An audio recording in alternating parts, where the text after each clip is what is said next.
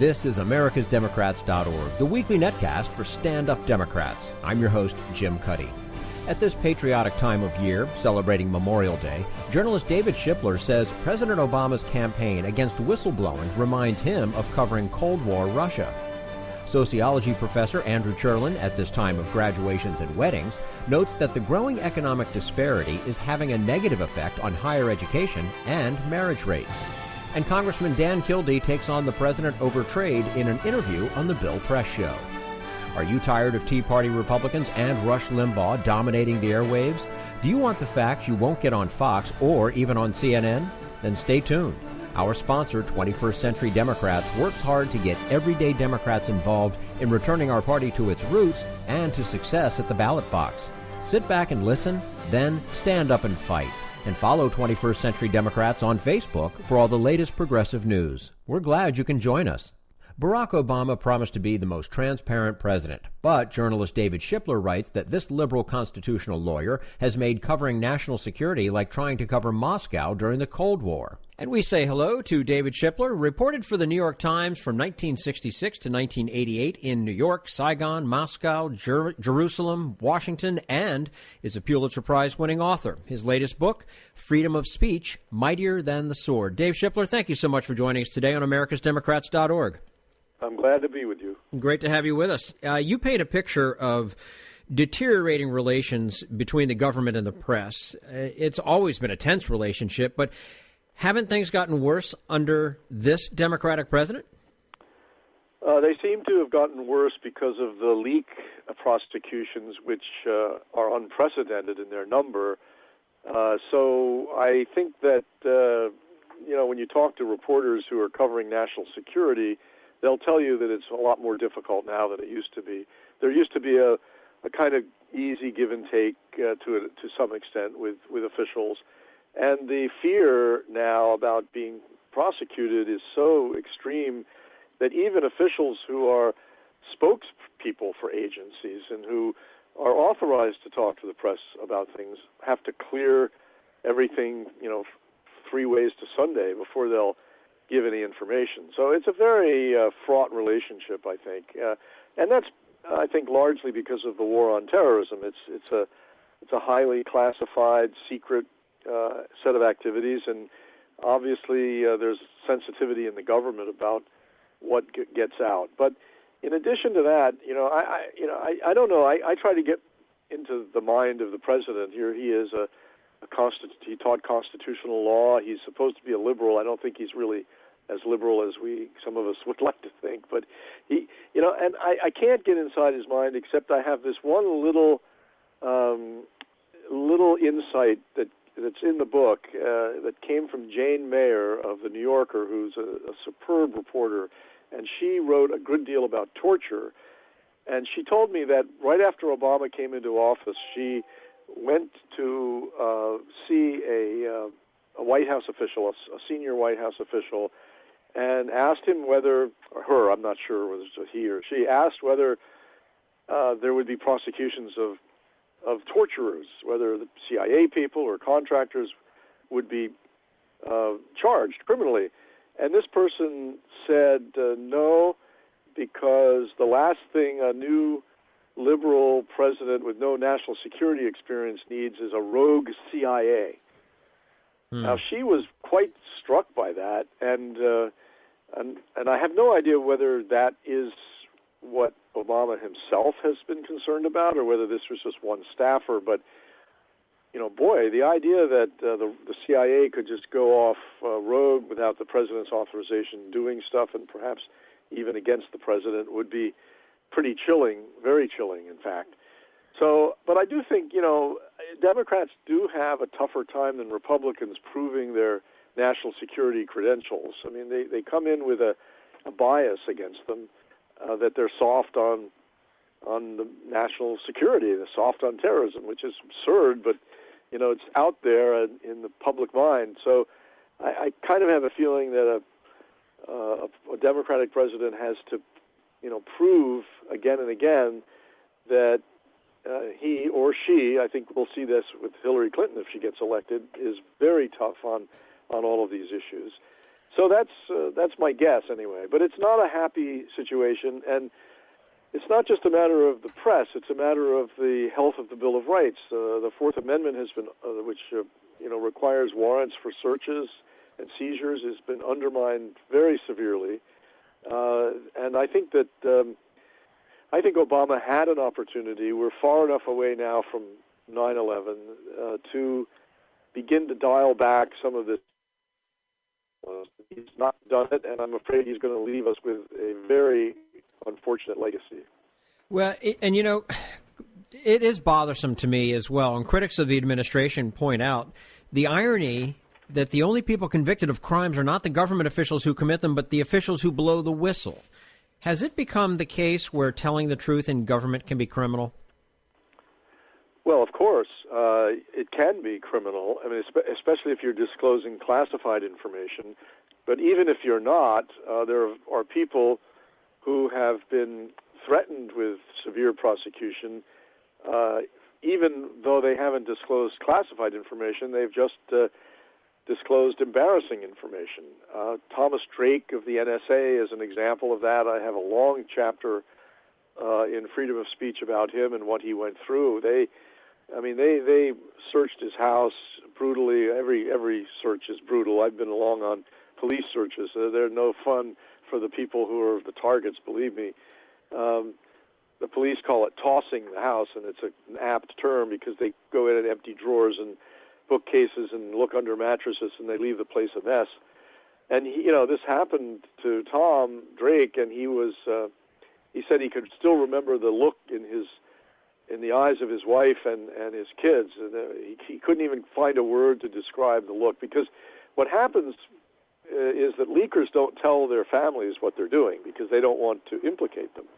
But Tom Drake never disclosed classified information.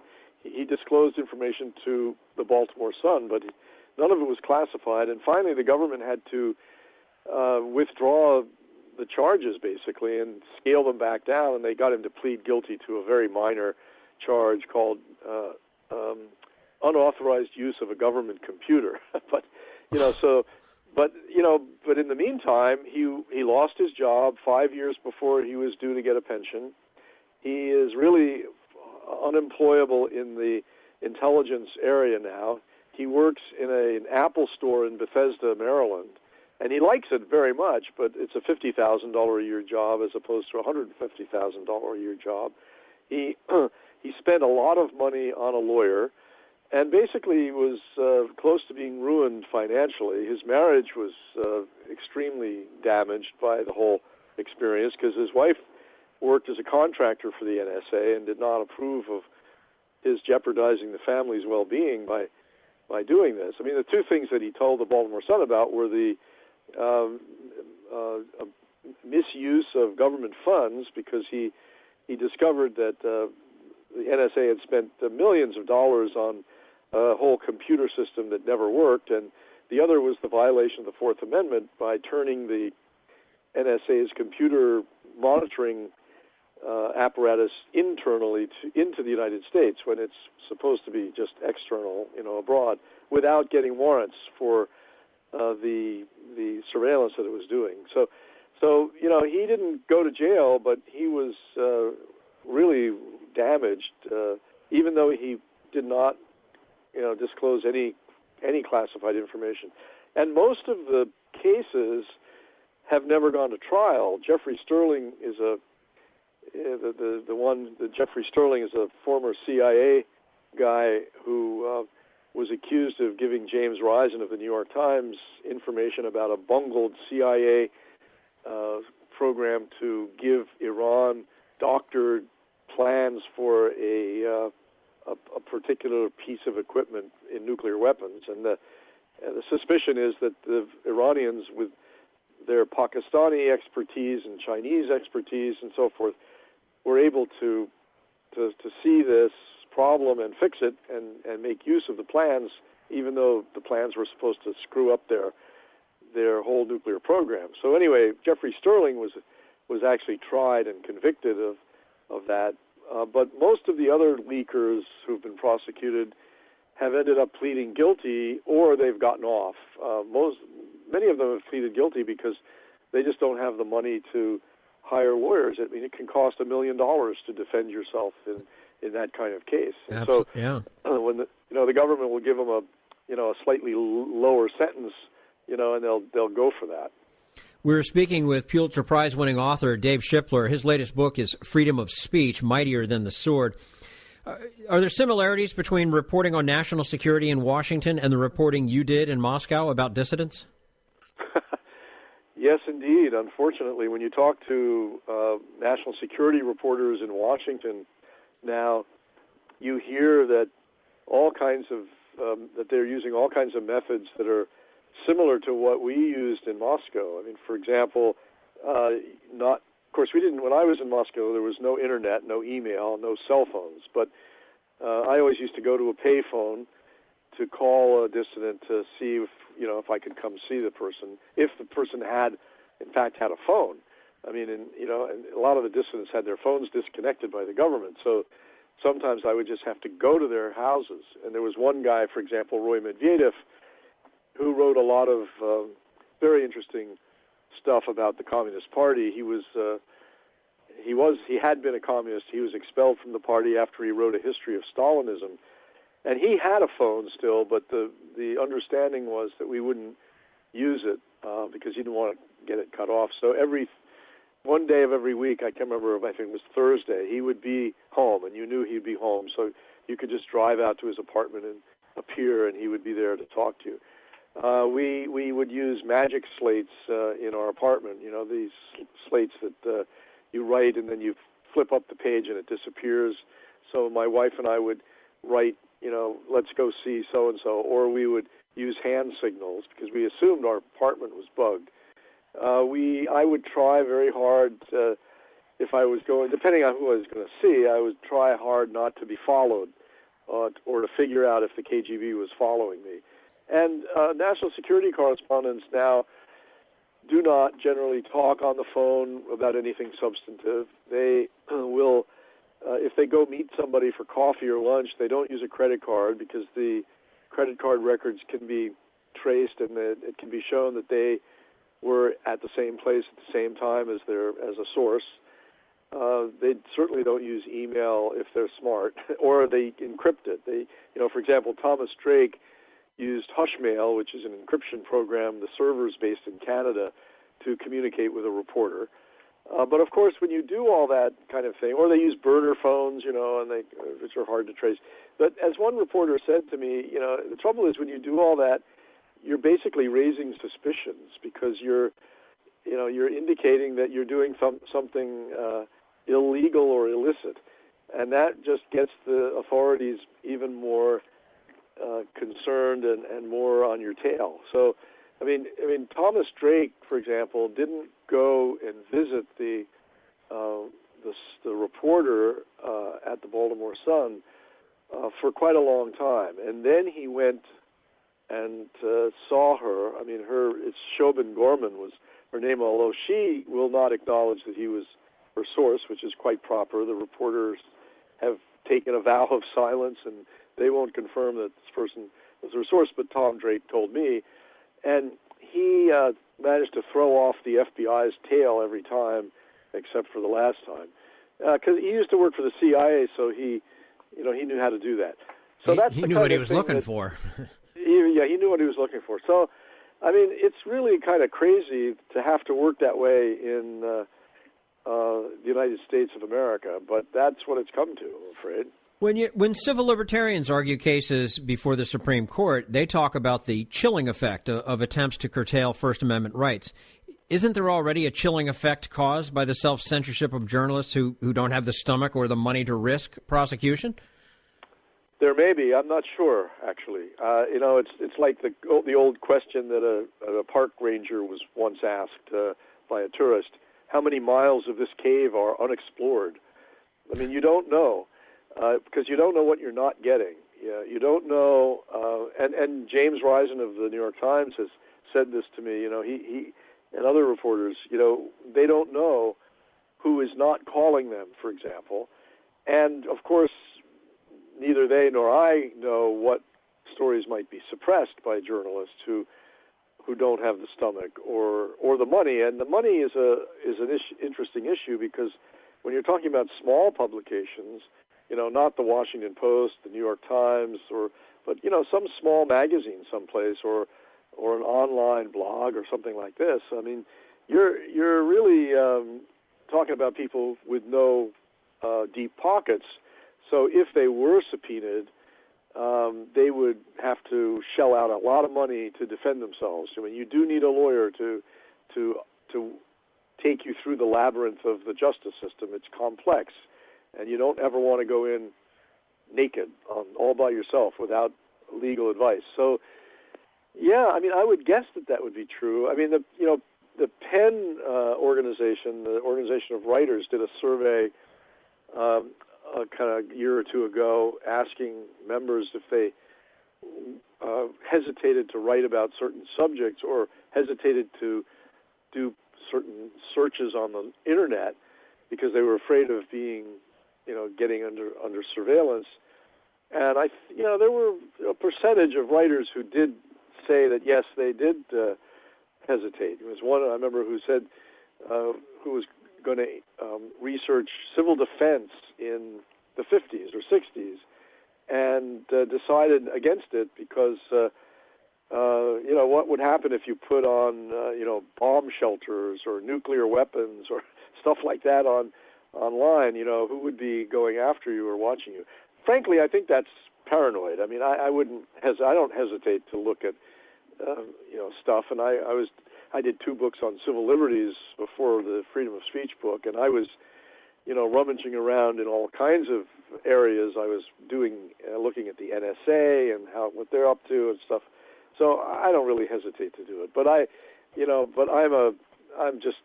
not easily intimidated. If you live for 4 years in Moscow under the Soviets, and the KGB is always trying to play tricks on you, you really do learn how to push back. You've been hardened somewhat, I would think. Yeah.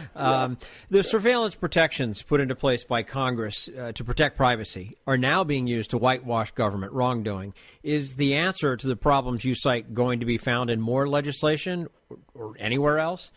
Well, legislation would be the ideal. In 1978, the Foreign Intelligence Surveillance Act was passed as a privacy mechanism. That regulates domestic intelligence gathering. I mean, there's no regulation of intelligence gathering overseas, but this law was passed after it was disclosed that the CIA, the NSA, the IRS, military intelligence, and so forth were really monitoring political dissidents in the United States, the civil rights movement, anti-war activists, and so forth.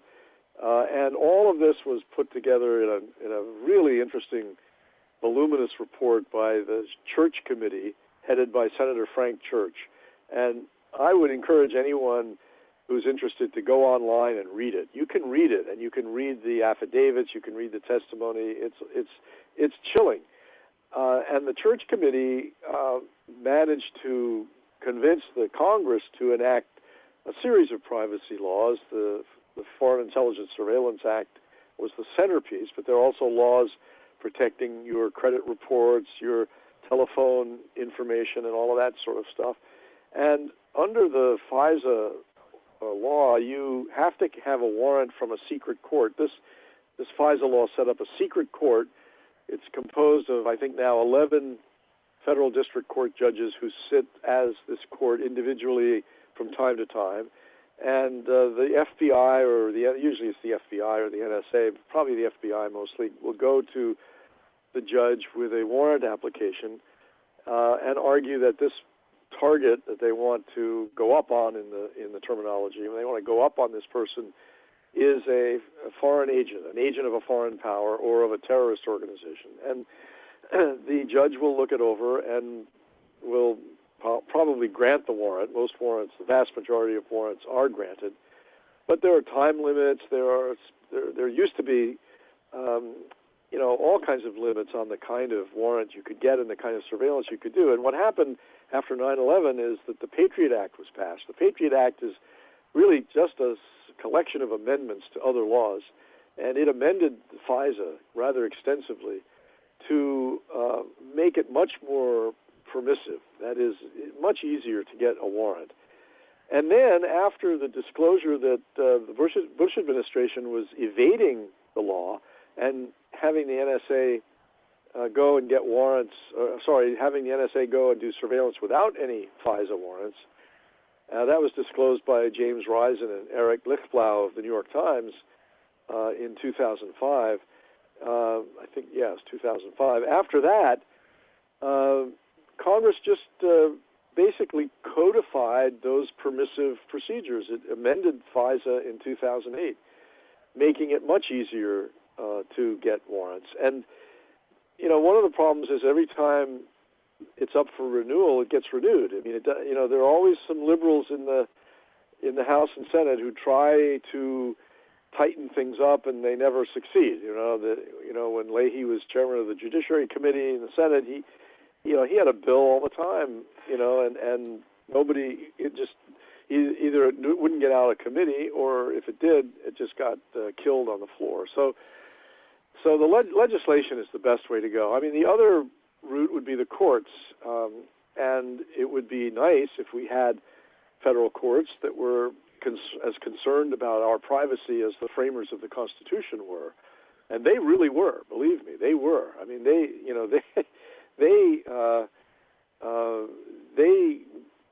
came to this out of the general warrants that were used by the British in the colonial period to go search every house in a village for contraband.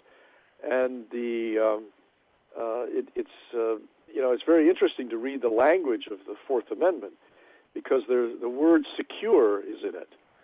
The people shall be secure in their papers, houses and effects. Secure. So the framers had the idea that security meant security from government, not just the security of the government. And unfortunately, there are very few federal judges in this country who understand that in the literal way that it was meant, I think, including the so-called originalists in the Supreme Court, such as Scalia and Clarence Thomas. I mean, they call themselves originalists, but they've drifted far away, I think, from the original intent in this particular area, at least. So and there are cases pending. There are groups of journalists, writers, lawyers, human rights organizations that keep trying to litigate this and initially, this is one thing that Edward Snowden did very nicely for these cases, actually, because when the first document that Edward Snowden disclosed was a document from the FISA court, which renewed the warrant against Verizon to turn over all of their metadata, everything, all phone numbers contacted, all email addresses contacted, with no reasonable suspicion or anything. So that document, I think, should give some of these organizations what we would call standing to sue, because one of the earlier cases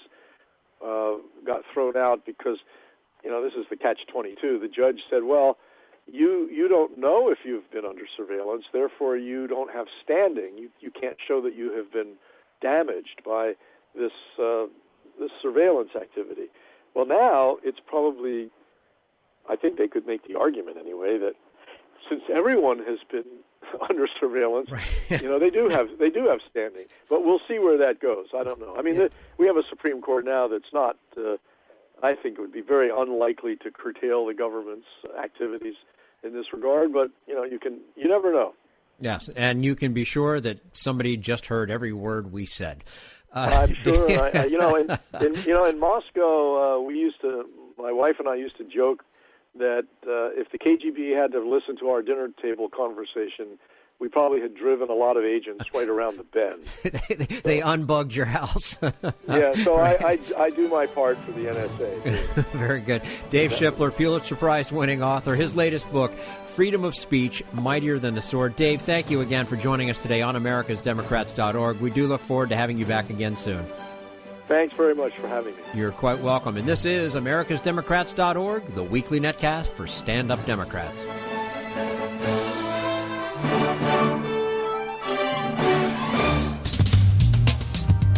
We want you to sit back and listen, but we need you to stand up and fight. Do you want to get involved and help get our party back to its roots and to success at the ballot box?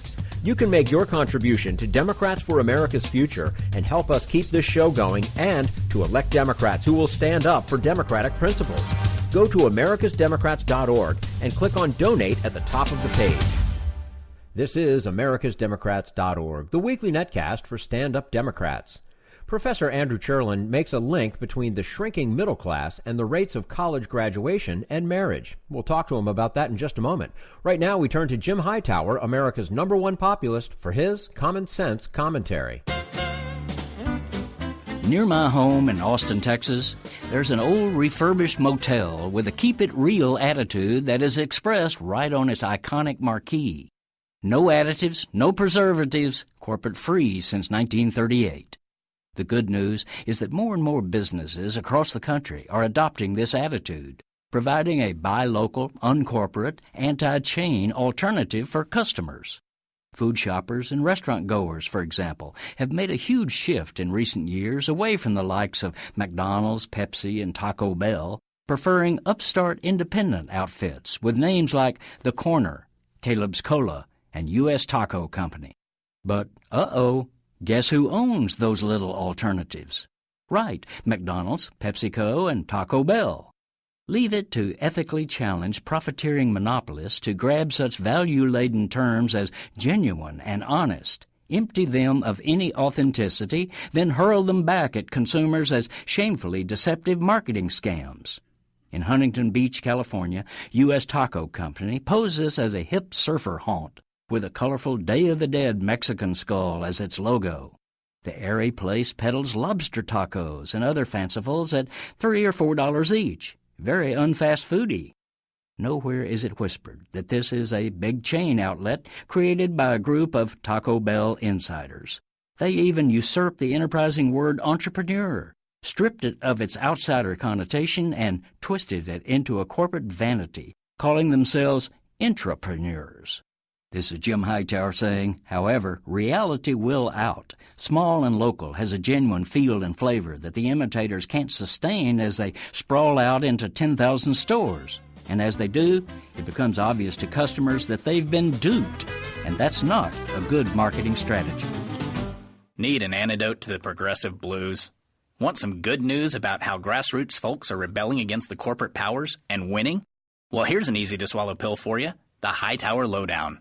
Hightower's monthly newsletter will give you the lowdown, even as it lifts you up. It's 4 pages a month, jam-packed with facts you can use, actions you can take, and Jim's own Texas humor, all for only $15 a year. To become a lowdowner, go to hightowerlowdown.org. This is americasdemocrats.org, the weekly netcast for stand-up Democrats. Sociology professor Andrew Cherlin says that family life is shrinking along with the middle class because young people can't afford to get married and devote time to children. And we say hello to Andrew Cherlin. He's professor of public policy in the sociology department at Johns Hopkins University and the author of Labor's Love Lost, The Rise and Fall of the Working Class Family. Andrew Cherlin, thank you so much for joining us today on americasdemocrats.org. Thank you. My pleasure. And it's great to have you with us. In a recent article, you made an interesting point that in his State of the Union address, President Obama used the term middle class 28 times, but never has talked about the working class. So what is the working class?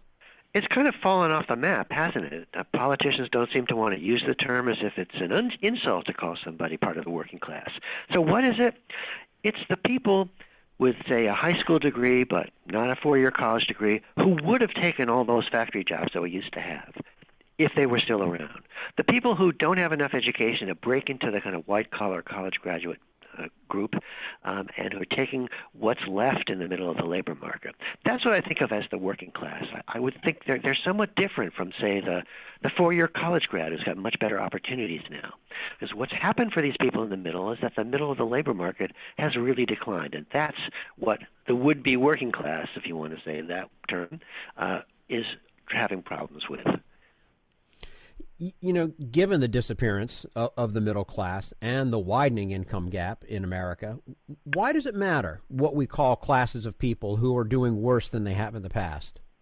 So I'm looking at family life. That's the kind of thing I study. And I'm seeing the sharp decline of family life among people without college degrees. What's happening is that young adults are much less likely to marry.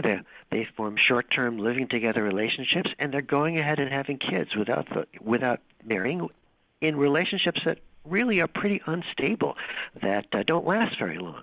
So what I'm seeing is lots of turnover and change and complexity in the family lives of people in the kind of the moderately educated middle, and I'm seeing that their kids are seeing lots of change. What matters to me, and I think what we're concerned about, is raising the next generation well, and what matters to me is stability for kids, stability in the family lives of kids. And what's happening among the people in the middle is that they're not able to provide that stability, and I'm very concerned about that, and that's why I wrote the book. Now, why has the term working class, which seems to include a lot of people, why has it fallen into such disfavor? Is it because of characters like we've seen Archie Bunker, things like that? I mean, I think it's always been a bit of a insult in the sense that we can think of buffoons like Archie Bunker. But I think what's happened is that as the jobs that used to make people working class have disappeared, our whole idea that there is one has disappeared. And I also think that calling somebody working class today is a bit like saying you haven't quite made it. You know, you haven't quite made it to the big middle class, and it might be your fault. And I think politicians are reluctant to say that. So the whole idea of a visible group of blue-collar workers who go out in the morning to those factory jobs and the big buildings, all that's gone, and with it is our consciousness of the working class. And the reason that's a problem is because people who would have taken those jobs are still around, and they can't find ways of forming stable family lives. It almost seems to me like we could market it better. You know, I mean, it's because I used to have a vision of working class as that factory worker and going in and out, and I didn't think less of them because of that. I actually thought pretty highly of them because there they were. They had these good, stable jobs. They were the hardest working people that you ever knew. I mean, working class to me was always a very positive thing, and now it has this very negative connotation. But is it more than just what's fallen out of favor in terms of terminology? Well, perhaps we could do a bit better job of marketing it. Perhaps we could think of working class not in terms of the jobs that we used to have, but maybe in terms of some of the jobs we still have and might have more of. For instance, there's still some factory jobs out there, but in order to be employed, a worker needs to have some training in computer numerically controlled machines. They may be running a big, huge $1 million machine that's doing the work of 10 workers. For that one person who has the job, it's a good job, but they need lots of training. So let's think about the kinds of jobs, the kinds of mid-level jobs that might still be here. The health technician, for example, that is available to people without college degrees. We can't think of them in terms of the 1950s because, as I'm sure you'll agree, we're just not going back there again. We've got to find a way forward if we're going to do anything about this. Yeah. We're speaking with Andrew Cherlin, professor of public policy in the sociology department at Johns Hopkins University, and his book is Labor's Love Lost, The Rise and Fall of the Working Class Family. From a policy standpoint, are you suggesting that working class be viewed perhaps separately from low income and middle class? I mean, what policies should be aimed at only the working class? Yeah, I think we should think a bit differently about what I'm calling the working class, by which I really mean people with high school degrees, but not college degrees. We ought to have everyone ought to have the opportunity to get a 4-year college degree. But for some people in this group, it would be better if we did some other kinds of training. For example, President Obama says he wants to make community college free. That's a great goal. But I would actually take some of that money and try to increase the low graduation rates at community colleges, getting people through the kinds of technical training that can train them for the jobs that might still be here. So 4-year college for everybody, a great goal. But for the working class, don't stop there. It's very important to have education and training for the people who might not, will not, perhaps could not get a 4-year college degree, but very much need more training after high school. You begin to think that way if you see a separate group in the middle that's different from both the poor and the college-educated upper middle class, and that's what I'm seeing in this middle group, and that's what I'm talking about. So should America give up the dream of 4-year college education for all? America should not see that as the only goal. Sure, every kid who wants a 4-year degree ought to have the opportunity to get one. But in practice, there are going to be many young adults who would do better and would prefer some kind of training after high school and, say, a 2-year community college degree that could get them ready to be a respiratory therapist or someone operating technical machines. That will be of use to people, many people in the moderately educated middle group. And to stop at the 4-year college dream, to say all we're going to do is try to make that dream available to everybody, is to not do very much for the people in the middle for whom that might not be the best or certainly the only solution as we move forward. What about education reform, especially in secondary education? Is that the answer? I mean, I guess that's sort of what you're alluding to here. I mean, and what about income support for families with young children? Yeah, well, let's talk first about what we might do in secondary schools. There are some great partnerships now between specialized high schools, they're called career academies, that organize their curriculum around a group of occupations and that have kids going out and doing internships in firms in the community while they're in high school. Those experiments are helping young adults who are earning more when they graduate from high school than people in conventional high schools. So there's a kind of reform that we should do, not for everybody, but for a large group of people who would find that attractive. That's what we should do. But I don't think education is the whole story. As you just mentioned, we're going to need some kinds of income support. We've seen a decline in the minimum wage. It's great that Walmart has now said that they're raising their minimum wage. They're doing that because the labor market is tighter. So if the labor market is tighter, we may see more of that. But if not, I think we need to raise the minimum wage. I think we need to strengthen unions and not weaken them. We need to take steps to improve the bargaining power and the wages that workers get. If we don't do that, I'm afraid all the education that we talk about is not going to be sufficient. So there are ways that we do the labor market here in the U.S. that need to be reformed to support workers better. And I'm optimistic that we may get some of those reforms through Congress, but not a lot of them. How do you mentioned the unions. And when we talk about unions frequently on this program, sure. In today's political climate, I mean, that just seems like an uphill battle that's nearly impossible to win again. I think it is very difficult. What will help the battle is if the job market gets tight. Because the reason workers have not been able to be successful in keeping unions or starting new ones is no secret. It's because there's been a surplus of workers in parts of our job market where the factories aren't there anymore. Because there have been more workers than jobs, employers have been able to keep wages low, weaken unions, and I think workers themselves are afraid to promote unions, afraid that if they join a union, the firm they're working for will move overseas, afraid their jobs won't be secure. So workers are fearful. Employers don't see the need for unions, and therefore they've been weakened. We could do a bit more. One could, for example, instead of weakening unions, try to strengthen the kinds of bargaining that we do. Clearly, with this Congress, that's going to be difficult. So, yeah, unions are tough, but we shouldn't give up. They've been extremely beneficial. And without them, people without college degrees are doing much worse than they would have been were unions stronger. So difficult, yes.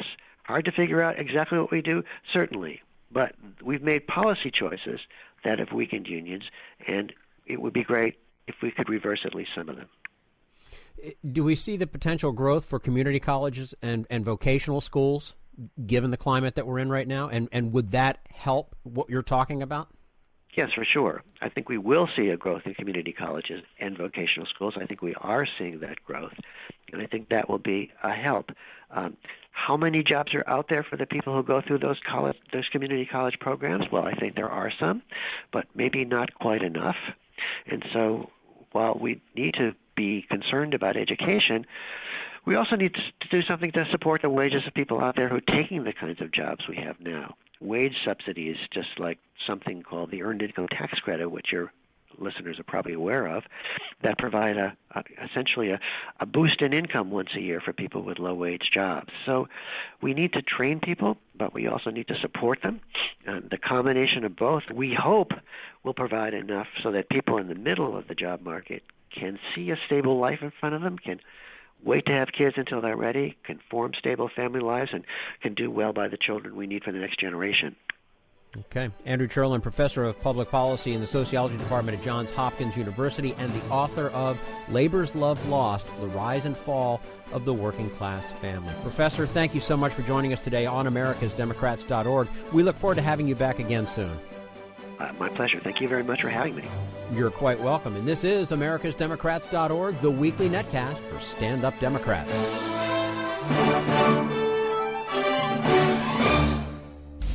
We want you to sit back and listen, but we need you to stand up and fight. Help get our party back to its roots and to success at the ballot box. Make your contribution to Democrats for America's Future to keep this show on the air and help elect Stand Up Democrats. Go to americasdemocrats.org and click on Donate at the top of the page. This is americasdemocrats.org, the weekly netcast for Stand Up Democrats. And now, Congressman Dan Kildee assails the president on trade in a Bill Press Show interview. I support the president on most of his policy. In fact, I can find very few exceptions where I don't support him. But on this one, the president's just flat wrong.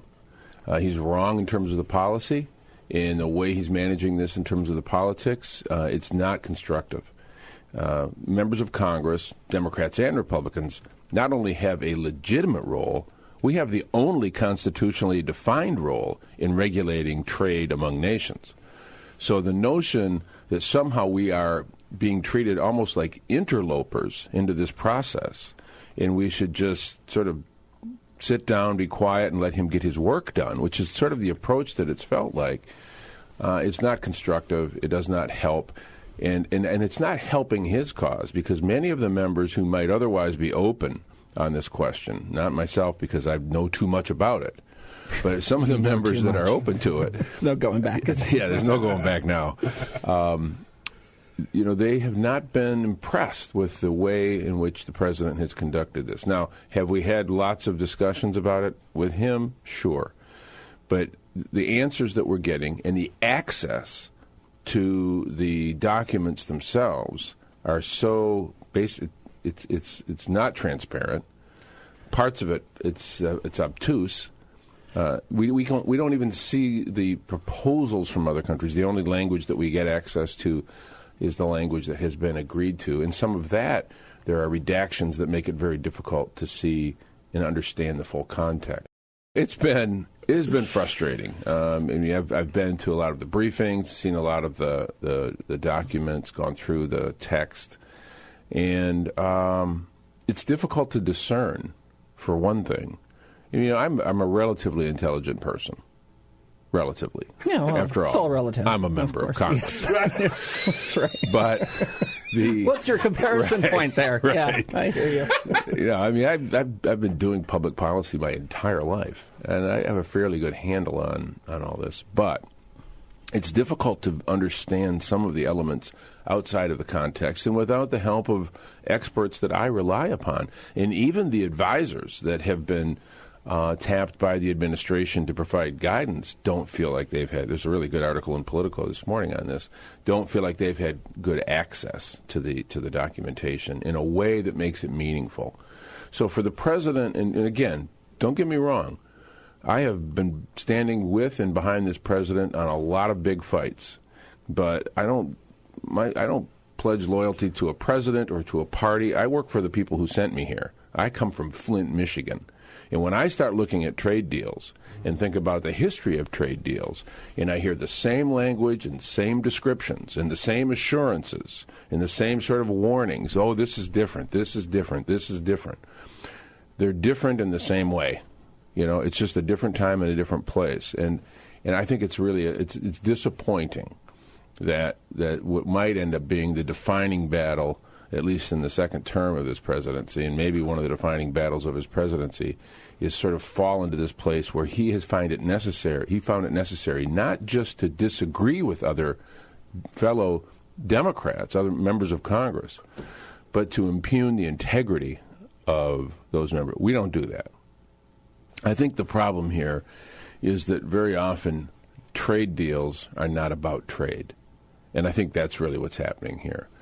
And I think that's the mistake, is that trade is being used as a tool in the geopolitical struggle for what's happening in Asia. And it's really a part of the U.S. position to try to offset the emerging role of China in the region. While it would have been a tough lift to get some of us to go down this path in the first place, if there had been, number one, a robust and included provision on currency manipulation, which would prevent some of the big losses that we've faced, that would have helped a lot. Secondly, much stronger language on enforceability and much stronger language on labor rights, for example. And the problem with all of this, and this is really the thing that frustrates a lot of us, is that on one hand, the president is saying, well, tell us what's wrong with this. Be specific.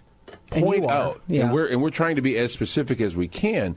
On the other hand, we don't have access to a lot of the documentation, and the access that we do have comes under this first ever cloak of secrecy, and a lot of it's classified, where in the past these documents haven't been classified. To me, the difficulty is we're being put in a position of having to sort of shadow box. We can't really talk about the specifics to the extent that we would like to, because we either A, don't have access to them, or B, the information is classified. And then the president's view, and it's not just the president, those who are advocating on behalf of this agreement say, well, tell us specifically what the problem is. I think you hit a really, really interesting point there, because we don't want to get too bogged down in the process, but the process for this particular issue is very important, and it's a major roadblock to this being a transparent and open thing. What's the precedent for the way that they're doing this? Have you ever gone through something like this? No. The secret room that we've talked about?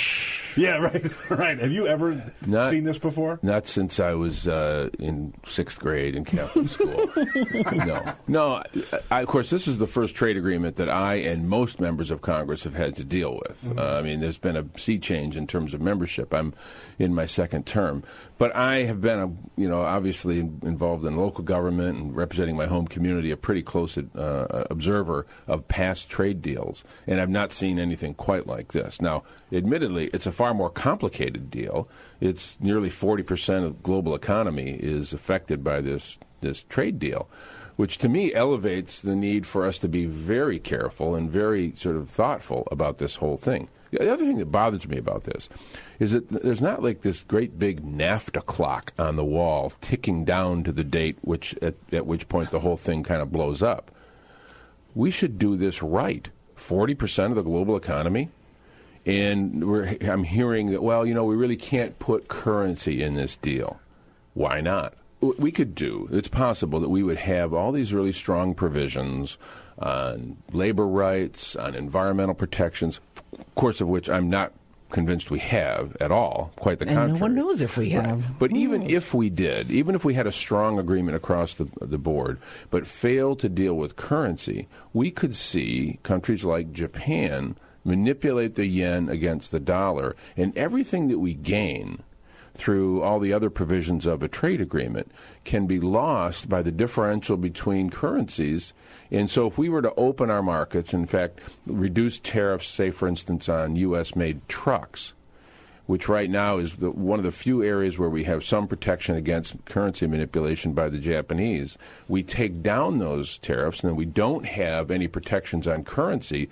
They get back into currency manipulation, and what we'll do is open our markets and have no access to theirs, because no matter what we produce, if they're able to manipulate the value of their currency against ours, our products will not compete in their market. So, like right now, for example, U.S.-made products as opposed to Japanese products have about between a $1,500 up to about an $8,000 disadvantage because of currency.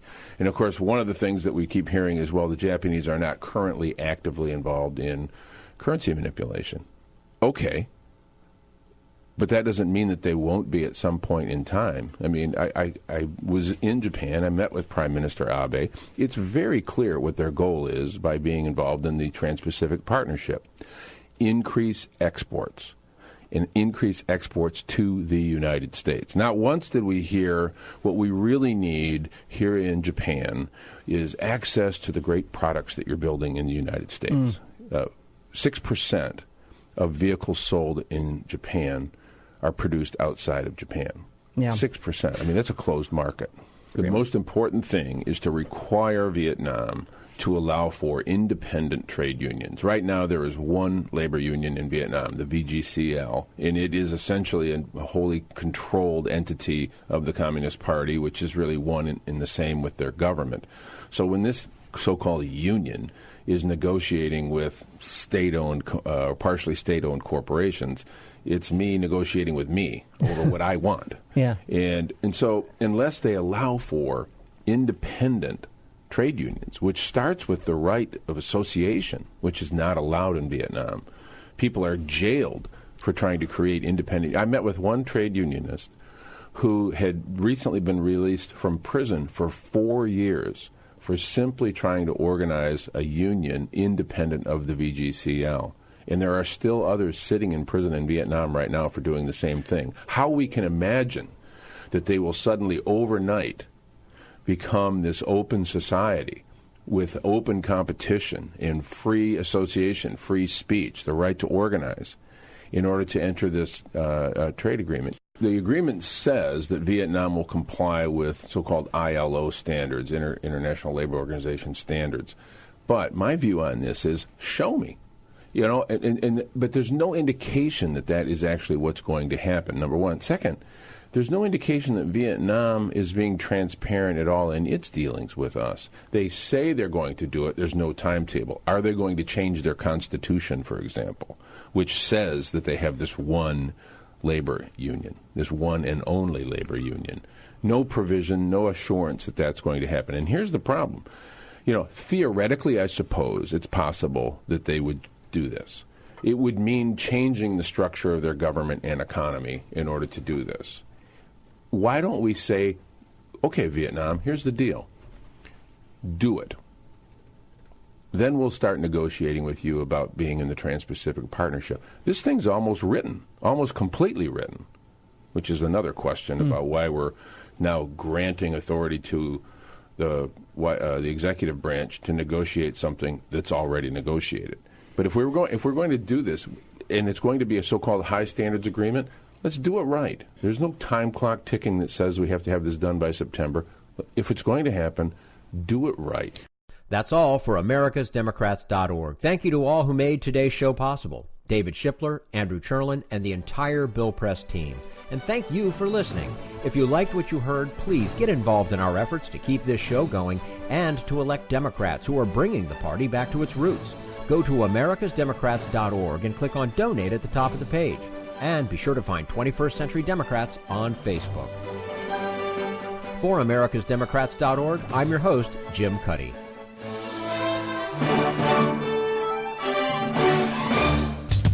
We want you to sit back and listen, but we need you to stand up and fight.